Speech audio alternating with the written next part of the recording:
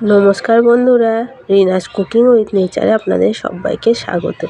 চলে এসেছি আবারও আজকে রেসিপি নিয়ে। নিরামিষ একটা রেসিপি, পরোটা তৈরি করে দেখাবো। পরোটা তো আমরা সকলেই খাই, নরম তুলে কম তেল দিয়ে পরোটা কিভাবে তৈরি করব সেই রেসিপিটা তোমাদের সঙ্গে শেয়ার করব।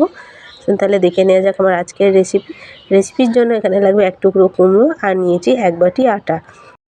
প্রথম থেকে শেষ অবধি ভিডিওটা দেখতে থাকো, আশা করছি তোমাদের ভালো লাগবে। এখানে কুমড়ো নিয়েছি, কুমড়োটা ছোট ছোট টুকরো করে কেটে নিয়েছি। তোমরা যেমন ছোট বড় মনে করবে সেরকম করে কেটে নেবে। দেখো এরকম ছোট টুকরো করে কেটে নিয়েছি। কুমড়োগুলো কড়ার মধ্যে দিয়ে দিয়েছি। কুমড়োর মধ্যে দিচ্ছি 1 কাপ মতো জল, অল্প দিচ্ছি নুন, আর দিচ্ছি এর মধ্যে 1 চামচ মতো গরম মশলা। সব খুব ভালো করে মিশিয়ে নিচ্ছি। বাড়িতে মিষ্টি কুমড়ো থাকলে এই রেসিপিটা একবার বানিয়ে খেয়ে দেখো, খেতে দারুণ হয়। ঢাকা দিয়ে কুমড়োটা ভালো করে সেদ্ধ করে নেব।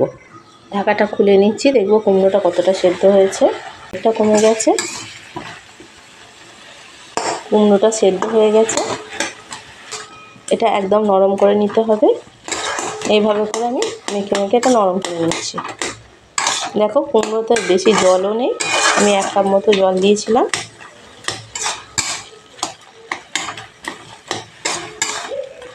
দেখো এটা অনেকটাই মেখে নিয়েছি, যেটুকু দানা আছে এটা মাখতে মাখতে নরম হয়ে যাবে। এটা আমি এবার নামিয়ে ঠান্ডা করে নিচ্ছি একটু। আমি কড়া থেকে একটা গামলার মধ্যে তুলে নিচ্ছি। দেখো এটা নামিয়ে নিয়েছি, এটা একটু ঠান্ডা হতে থাক, খুব বেশি ঠান্ডা করব না।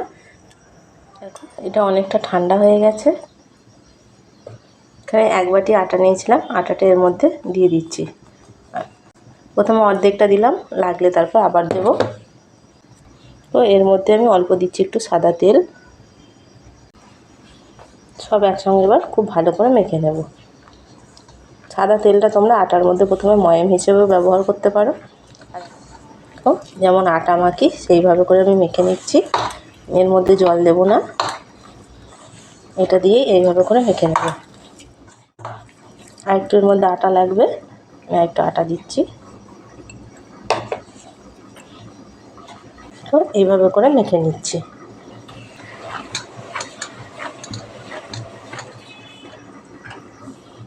অল্প একটুখানি ঘি নিয়েছি, ঘিটাও খুব ভালো করে এর সঙ্গে মেখে নেব। ঘিটা দিয়ে খুব সুন্দরভাবে আবারও মেখে নিয়েছি। এটা একদম তৈরি হয়ে গেছে। এবার এখান থেকে আমি ছোটো ছোটো করে লেচি কেটে নিচ্ছি।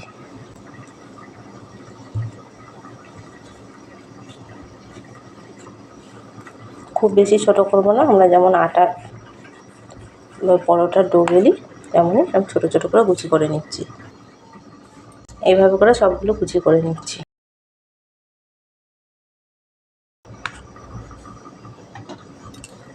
এখানে আমি 4টে লেচি কেটে নিয়েছি, অল্প দিচ্ছি একটু আটা।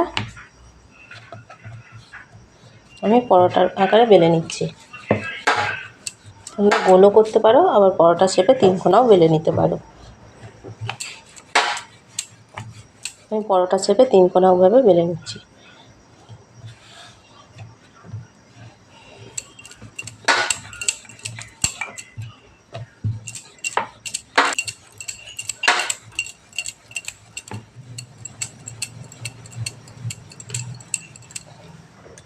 দেখো 3 কোনা আকারের পরোটা আমি বেলে নিয়েছি। খুব বেশি মোটাও করিনি, খুব বেশি পাতলাও করিনি, এইরকমভাবে করে নিচ্ছি। সবগুলো একই রকমভাবে বেলে নিচ্ছি।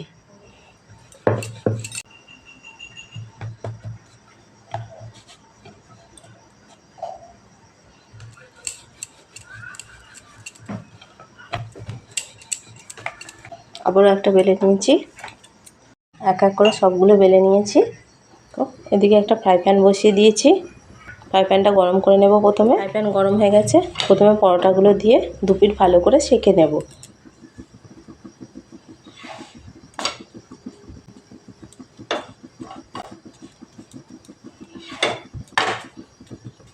দেখো পরোটা সেঁকা হয়ে গেছে, বুঝতে পারবে ওপরটা সাদা সাদা হয়ে যাবে। করে অল্প করে তেল দিচ্ছি।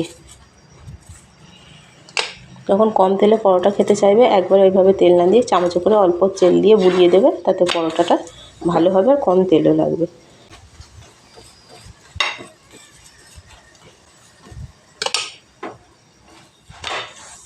এইভাবে করে পরোটাগুলো ভেজে নিচ্ছি। সুন্দর ফুলছে দেখো পরোটাগুলো। পরোটা একদম তৈরি হয়ে গেল। এই পরোটাটা তুলে নিলাম। আবারও একটা পরোটা দিয়ে আবারও 2 পিস ভালো করে সেঁকে নেব।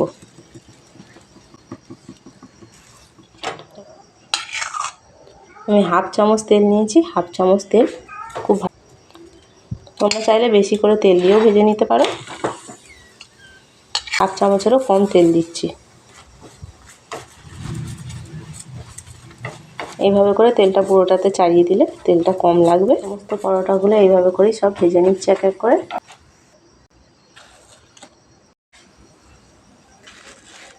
পরোটা বানিয়ে তোমরা ঝাল ঝাল আলুর তরকারির সঙ্গে খেতে পারো, অথবা পনির বা যে কোনো তরকারির সঙ্গে পরিবেশন করতে পারো। কম তেল দিয়ে এইভাবে একবার নরম তুলতুলে মিষ্টি কুমড়োর পরোটাটা বানিয়ে খেয়ে দেখতে পারো বন্ধুরা।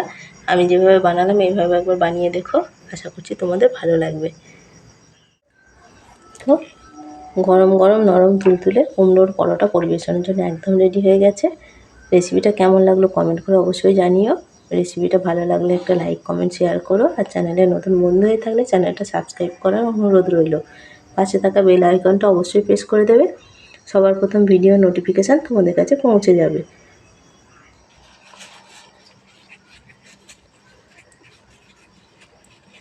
কতটা নরম হয়েছে দেখো পরোটাগুলো।